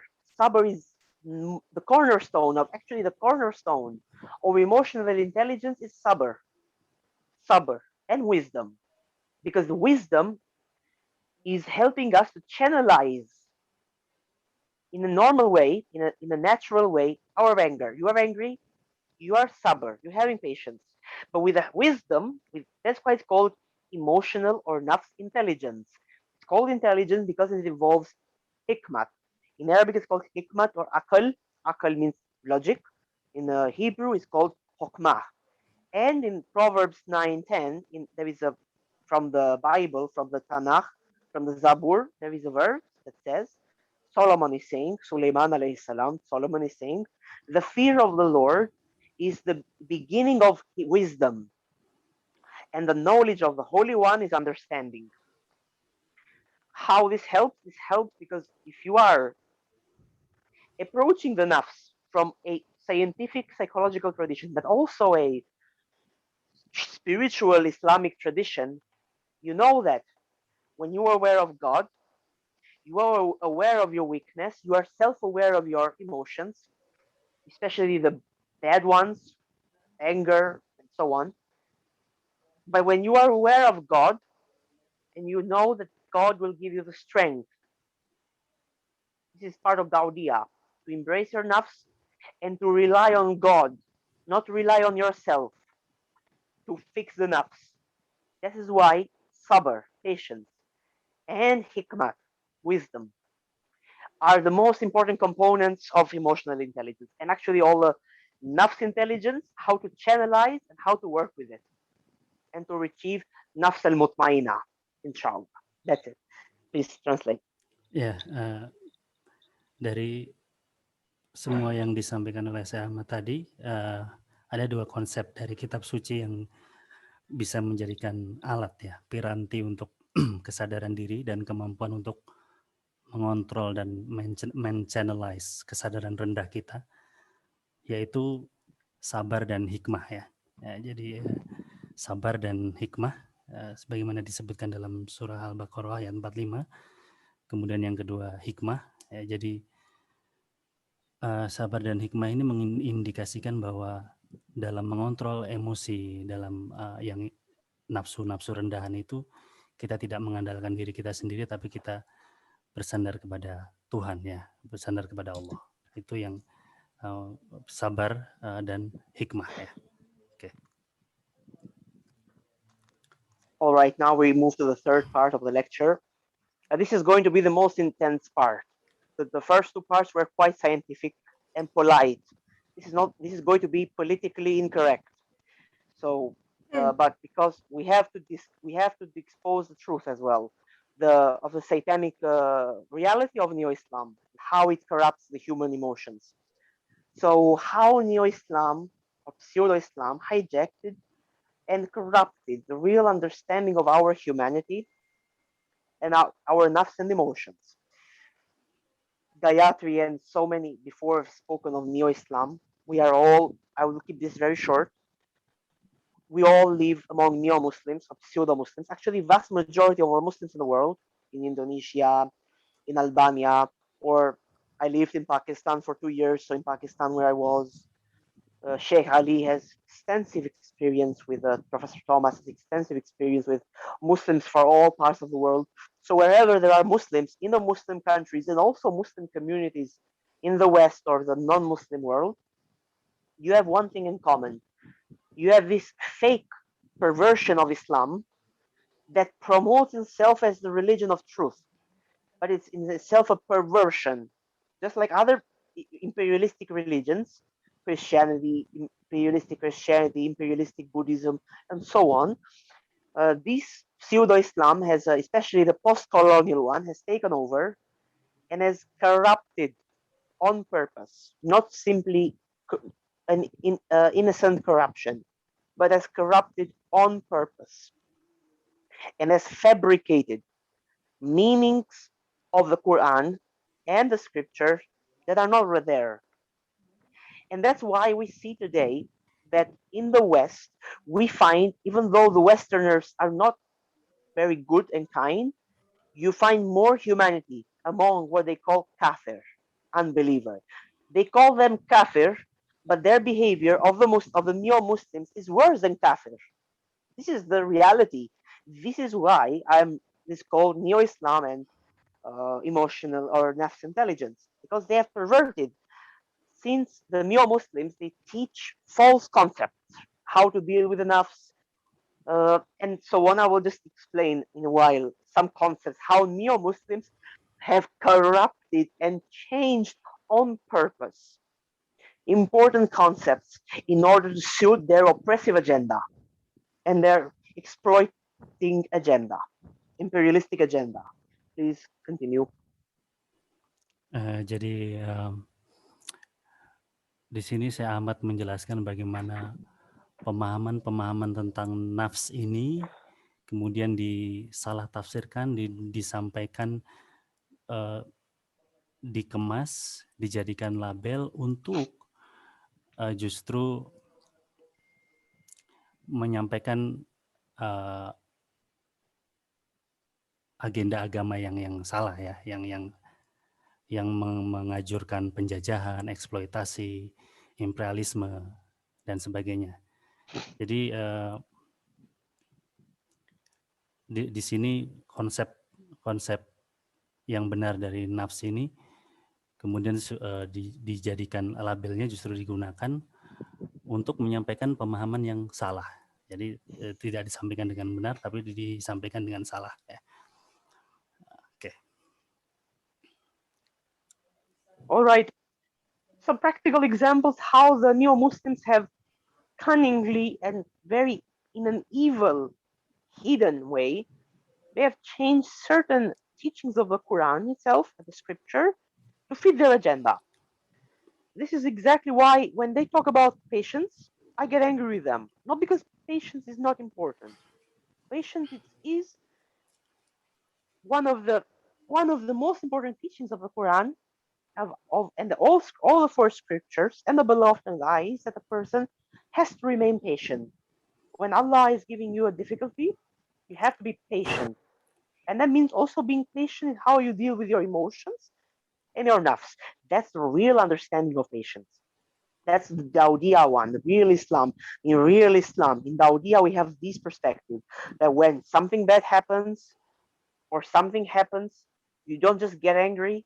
You have emotional intelligence and the nafs intelligence and the sabr, the patience to deal with it, and the hikmah to channelize it.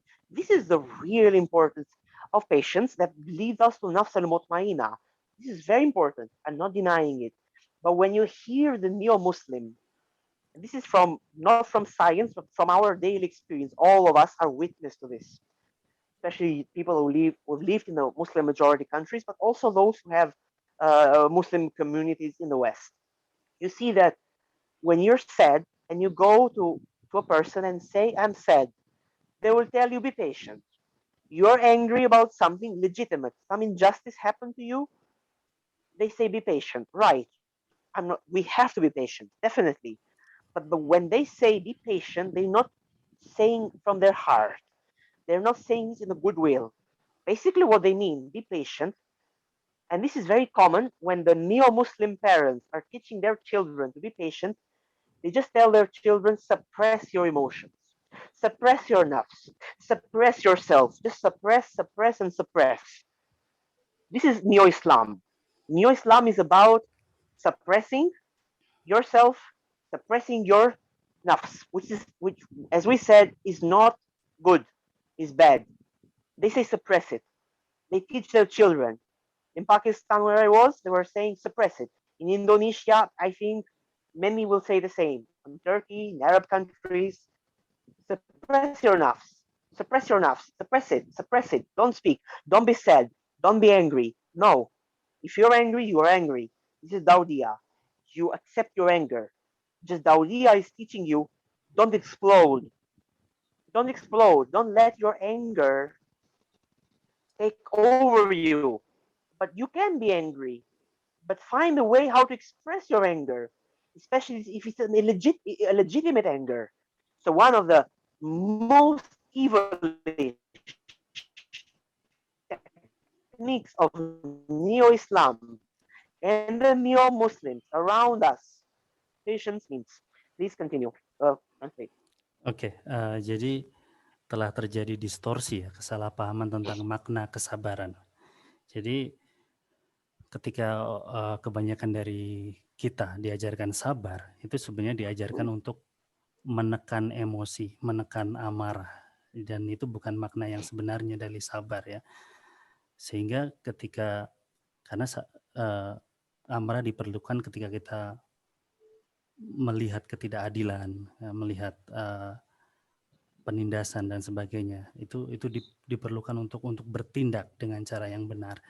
Tapi kemudian ini ditekan oleh pemahaman agama yang salah bahwa sabar itu artinya ya jangan marah, ya, menekan amarah. Ya. Tapi hal yang salah inilah yang kemudian diteruskan yang menyebabkan emosi kebanyakan dari diri kita menjadi tidak sehat ya dengan konsep yang salah ini. Karena sebenarnya amarah itu bukan untuk ditekan, tapi sebagaimana yang diajarkan oleh tradisi Daudiyah ini dikenali dan dikaitkan dengan yang disampaikan oleh Syekh Ahmad di awal, bahwa dikenali dan disampaikan dengan cara yang tepat, dengan cara yang benar, ya, itu yang sulit yang di situ. Oke. All right. Another point that I wanted to make, that satanic neo-Muslims, because they are satanic. Gayatri, I'm sorry if I'm politically incorrect, but all of us here have suffered because of these things since our childhood, and much of the traumas that we as Muslims and even as humans have gone through is because of the neo-Muslims. The neo-Muslims and their satanic understanding of the humanity inside of us. That's why so many of us in Indonesia and wherever there are Muslims, neo-Muslims, we suffer. People have traumas. People have gone through injustices. We have seen cruelty.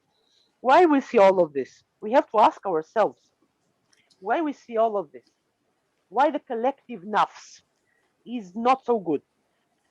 Because of these problems that are deep in the satanic, evilish understanding of neo-Muslims and neo-Islam. Another corruption of neo-Islam is the real understanding of divine mercy and forgiveness. That is the rahmah of Allah and the mercy and the forgiveness of Allah. Now Allah's two most important names are Al-Rahman and Al-Rahim, the most gracious, the most merciful. We know from the Quran that Allah is saying that His mercy is above His wrath or His punishment. And we as Muslims, as mu'mins, as believers, we hope in the mercy of Allah. We repent before Allah sincerely, often with tears in our eyes, and we seek forgiveness from Allah. Yes, that is the real understanding of mercy. That is the real mercy. Allah is merciful towards us when we repent, when we do good things sincerely. But there is a very subtle, very hidden, but very, very satanic preaching of a part of, not all, but some of the neo-Muslims who teach about mercy. Like, is the mercy something unconditional? Unconditional mercy. Like, if they're telling, for example, if someone did injustice to me, they say, oh, just forgive that person. Or just, it's okay. You did something bad, it's okay. You did something evil, it's okay. They always say it's okay. Allah will forgive you. Allah will forgive you. But this is completely wrong. According to Imam Ghazali, Al-Ghazali, one of the most important Sunni scholars, he says in Ihya Ulumul Din, in the most important book, he says that Allah can show mercy to a sinful person, but Allah can also punish a righteous person. So Allah can have mercy, but Allah also can punish. So it's not to be taken for granted. But the satanic neo-Muslims have used this unconditional, like just be this, oh, just ask forgiveness from Allah, ask this. You just make it so easy, look so easy. Why? They want to legalize oppression. They want to legalize sin, evilness. This is their part. This is so satanic but so deep. But we have to understand this strategy that they imply. Okay, you can continue. Oke, yang berikutnya adalah pemahaman yang disengaja diputarbalikkan tentang kemaha pengampunan dan kemahamurahan Allah.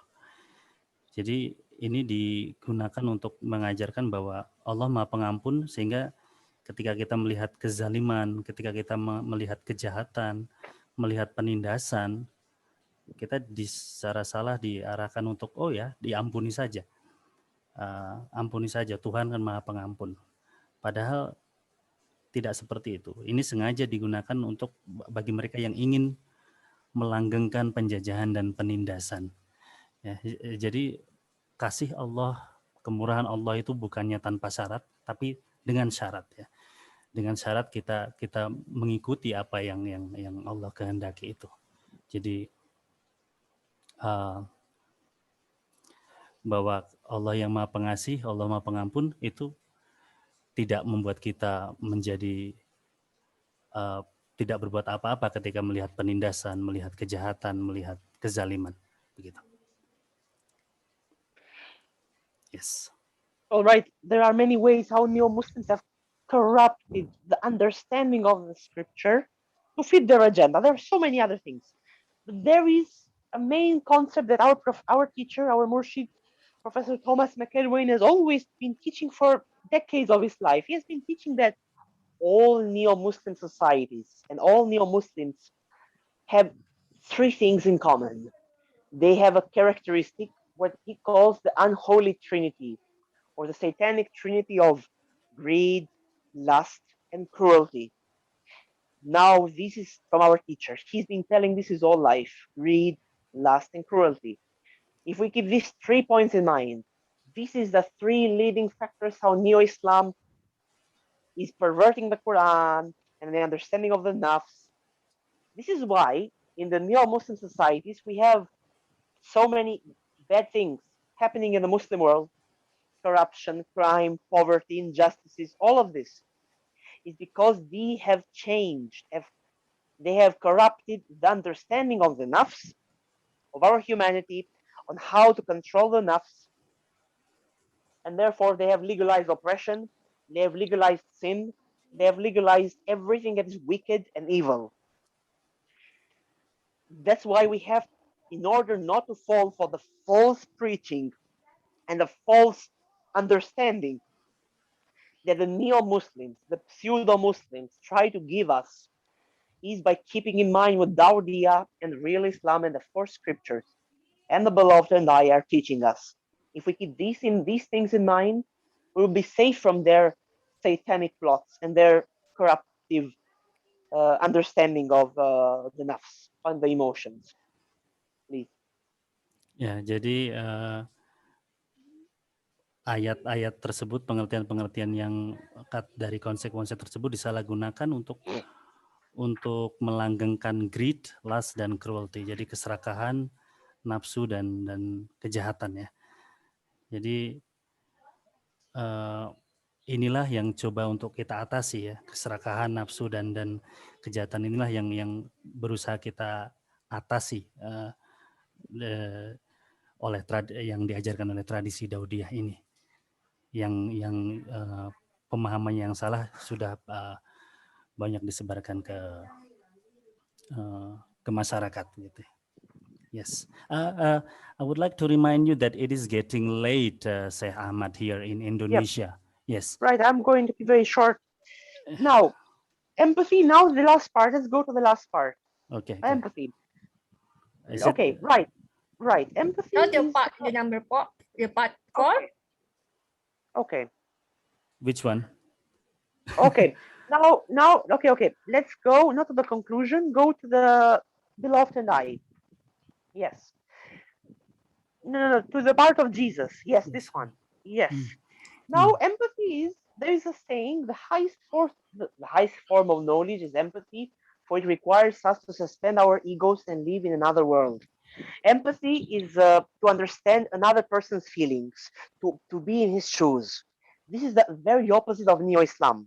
And this is more than just being what we spoke till now about the awareness of our emotions, to work with our emotions. This is not only to be aware and to work with our emotions, this is to be aware of someone else's emotions, to be patient with his emotions. This is the way we help other people. And there are so many examples, but the most important example is this one of the beloved and I, of the emotionally intelligent leader. I'm quoting from the beloved and I, chapter number 13, John 13, from the Gospel, John 13, verses 3 to 9. And it says, Jesus knew the Father gave all the things into his hand in thrall, and that he came out from God and went away to God from the land. He rose up from the supper and set off his garments. Then he took a towel and tucked it in the nook at his waist. He poured out into the basin that was stout to start to wash disciples' feet and to wipe off with the towel complete around his waist. And then he came to Simon Peter. He for shame told him, Sir, do you wash my feet? Jesus replied and said to him, what I do you perceive as dim, but you will later see things trim. Peter told him, You never will wash my feet forever and still. Jesus replied to him, If I do not wash, then you will die without a part in my last try. Then Simon Peter said to him, Lord, not my feet nor my limb, but also my hands and my head. Please move to the next slide. Okay, this is the commentary of these verses. Good Peter is a Muslim in his heart. He wants to wash his head and hands to start, and then his feet to keep all three parts. That's how the Muslim starts his daily prayer, with his ablutions done with love and care. But Peter there mistook and the task then set. It was not an ablution he had met, but rather humble hospitality that Jesus tried to instill in the free. Let me accept the coming of the Lord, the washing of my feet by the adored. Meet you with clean hands in the work I may, and clean feet in the paths I come to stray, and clean head in the thoughts I bear away. This is everything. This is the conclusion of the thing. This is it.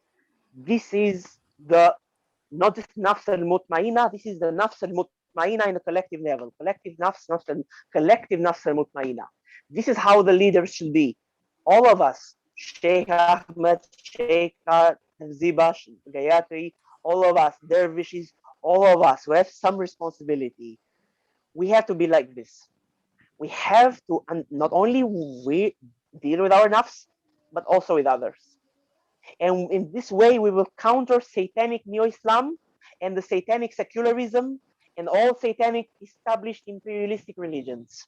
And we will achieve rectification of ourselves and the world, inshallah, with the help of Allah. And thus we will achieve what Haji Bektash says in his words, we know God and God knows us. He who knows himself knows his Lord. That's my lecture. That's enough. Yes, Please, finish, complete. thank you. Jadi yang terakhirnya tentang empati ya. Jadi empati ini tidak hanya mencoba memahami perspektif orang lain dari diri kita, tapi kita bisa memahaminya bagaimana kalau kita menjadi diri mereka. Itu keadaan tertinggi, makom tertinggi dari seorang Muslim ya, yaitu yang berempati dengan tadi kemampuan kita mengendalikan emosi, mengendalikan amarah dan sebagainya, itu kita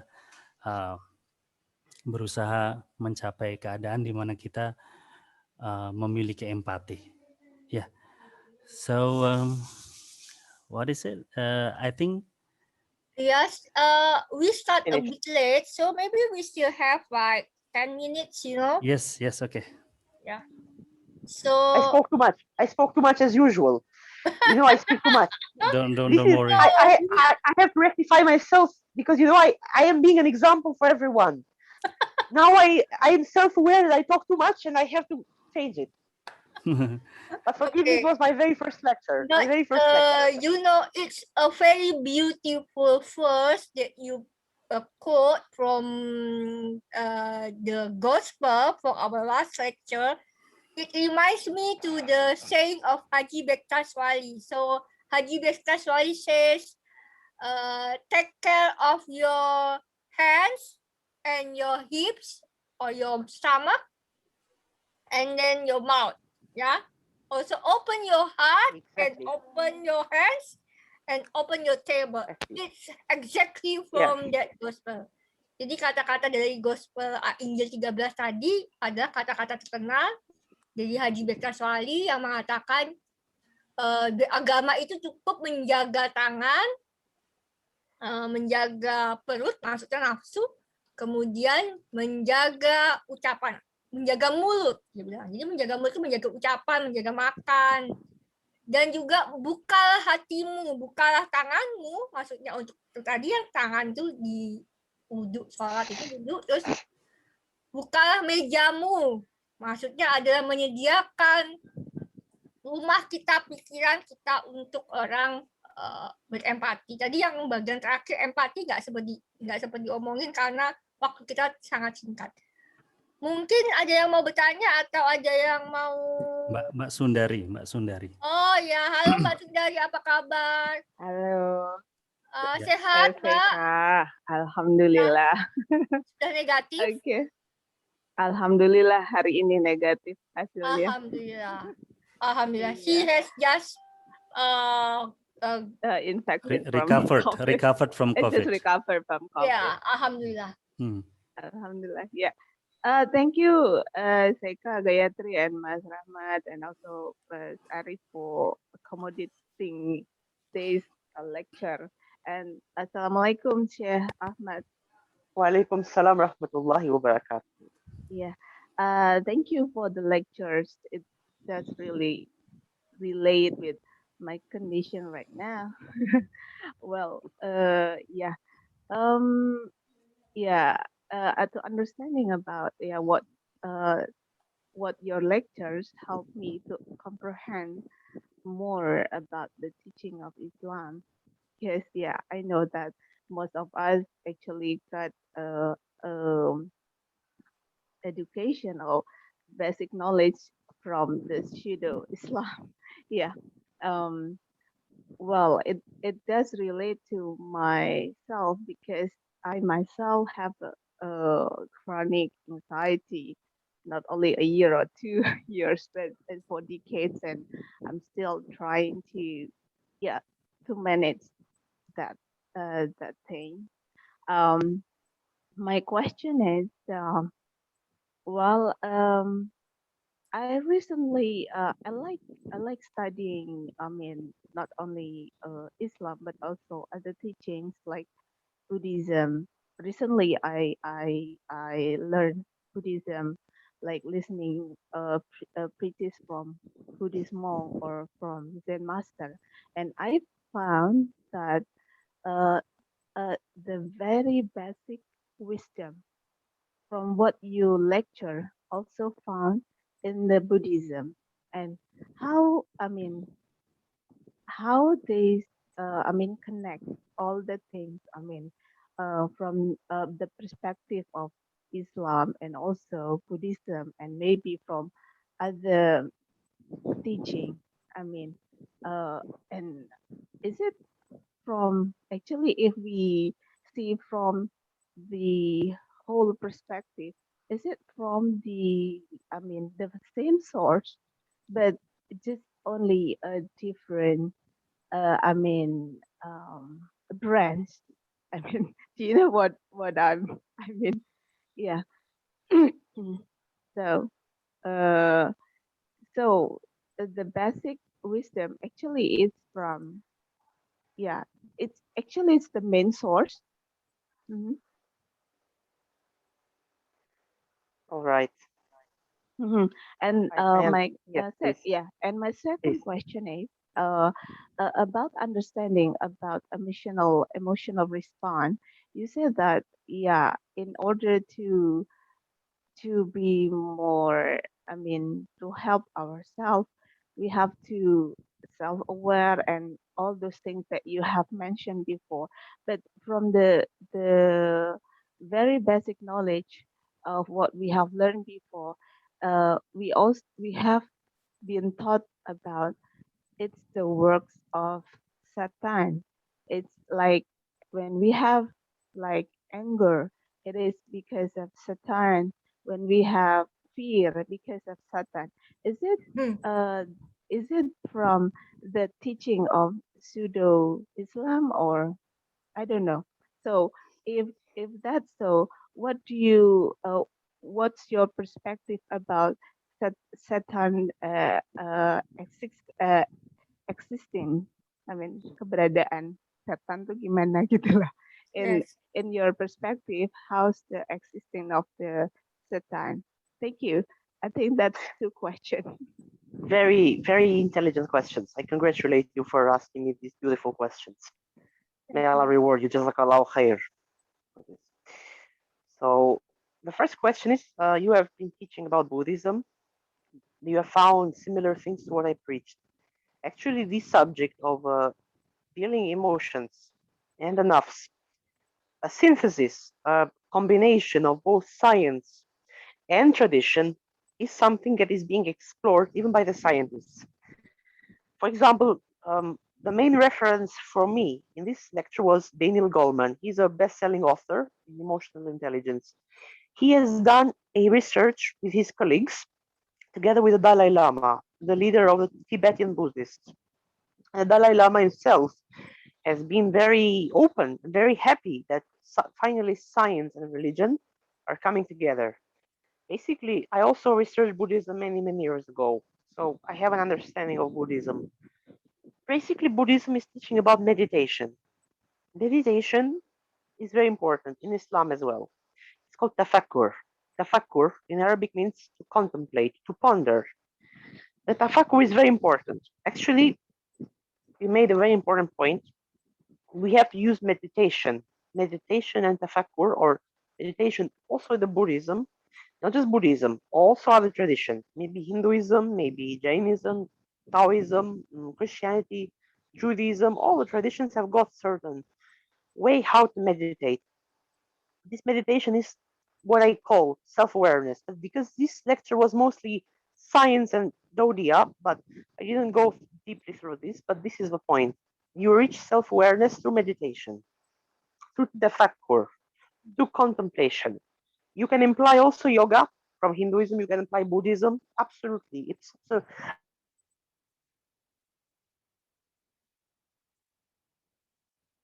I myself exploring this. This is a subject. I believe that this approach of Daudia, science, and our people, all of us that are yearning for rectification, to change ourselves. New Islam cannot help us anymore. Also, in my perspective, in this modern era, in this age, Sufism, traditional Sufism is good, but not sufficient to deal with enough, because we are dealing with things that the traditional Sufi sheikhs of the previous centuries did not deal with. We have technology. We have technology itself is.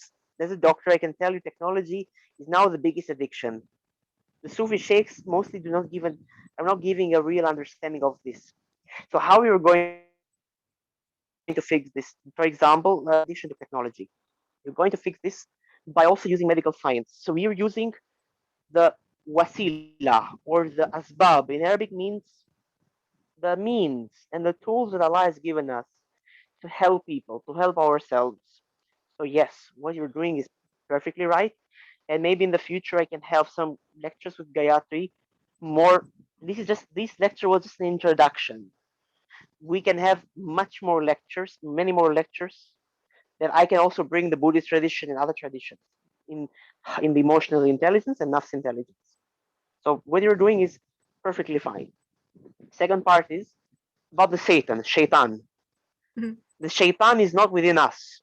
Yes, the teaching of shaitan is not just a neo-Muslim teaching. It is also a uh, it's a Quranic teaching and a biblical teaching. Shaitan and Satan exists in the Bible and the Quran. So Satan is real. So Satan will test us. This is the whole emotional intelligence, that you have tawakkul. You rely on Allah, you rely on God, and you have emotional intelligence, awareness, and working with it in order not to let shaitan whispers and the nafs to control you. Basically, this is my basic understanding. Mhm. Of course, shaitan is real, definitely. Jinns are real. E- Everything that is mentioned in the scriptures is absolutely real. But neo Muslims can just use the concept of shaitan when they are angry. They just say, "Oh, shaitan tricked me." It's not like that. It's also your responsibility to guard yourself, to protect yourself from shaitan. Mhm. I hope So this yes, answers you. thank you very Okay. much, Th- Syekh Ahmad. Thank you. It's actually in our very first class we learned about the self nerves, the lower nerves. So where is the lower nerves? Is the place where this evil from shaitan can distract you, can like influence you. So I have been teaching that already in the first class actually. So thank you, Mbak Sundari.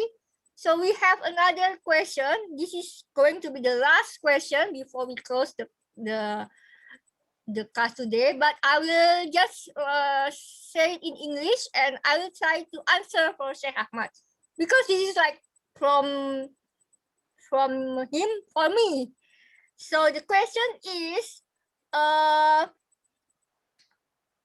whether if we have only the concept of religion without being touched by the hegemony of anything like imperialism or whatever, can we still have a pure spirituality? Or is it that we only worship our own concept? Yes, we This is a can. question from Vicky. So this is a good question, but this is related with my nuptiology class for the first sessions, yeah. Yes, of course, there is such thing as spiritual pureness, purity of spirituality, ya. Ada spiritualitas yang murni, dan itu disampaikan oleh Pak Thomas pada sesi yang lalu bahwa ketika kita pertama kali menciptakan agama itu karena kita pondering, karena kita begitu tercengang dan takjub kepada alam semesta. Dari situlah kita memulai adanya konsep agama, konsep Tuhan, konsep spiritualitas.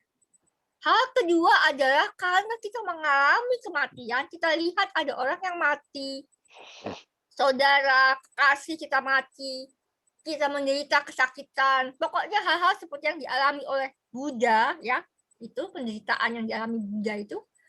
Disitulah lalu muncul konsep mengenai kebangkitan. Semua agama ada konsep mengenai kebangkitan hidup. Ada konsep mengenai reinkarnasi. Bahkan kita sudah membaca sesi yang lalu mengenai jiljul atau reinkarnasi.